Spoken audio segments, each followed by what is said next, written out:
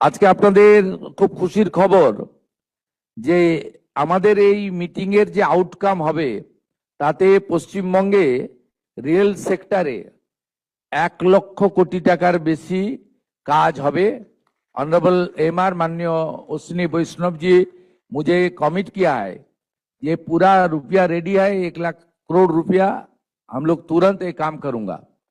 এতে 102টি নতুন আমাদের অমৃত ভারত স্টেশন মডার্নাইজেশন হবে, আধুনিক মানের হবে এবং 538টা ফ্লাইওভার এবং আন্ডারপাসেস হবে। ইটস এ গ্রেট অ্যাচিভমেন্ট, একটা বড় অপরচুনিটি আমাদের ছিল। আগের সরকার রেল দপ্তরের সঙ্গে কথা বলেনি, রেলওয়ে মিনিস্টারের সঙ্গে যোগাযোগ করেনি। অনারেবল রেলওয়ে মিনিস্টার অনেকবার দিদেন সিএম কে চিঠি করেছেন, রেল বোর্ড চিফ সেক্রেটারি কে চিঠি করেছেন, বাট দে নট রেসপন্ডেড, মানে ওরা কোঅপারেট করেনি, চিঠির উত্তর পর্যন্ত দেয়নি।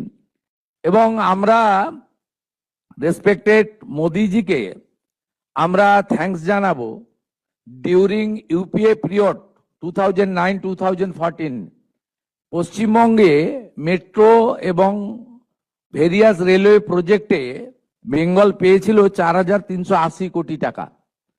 কিন্তু আমাদের রাজনৈতিক অপোজিট থটের সরকার থাকা সত্ত্বেও মাননীয় নরেন্দ্র মোদীজি পশ্চিমবঙ্গকে যে ভালোবাসেন তার প্রমাণ হচ্ছে 2026-27 অর্থবর্ষে, যেখানে 5 বছরে 4,380 কোটি টাকা, একটি সিঙ্গেল ফাইন্যান্সিয়াল ইয়ারে, এখন তো রেল বাজেট আলাদা হয় না, একসঙ্গে হয় জেনারেল বাজেটের সঙ্গে, পশ্চিমবঙ্গের জন্য দিয়েছেন 14,205 কোটি টাকা এই এক বছরে।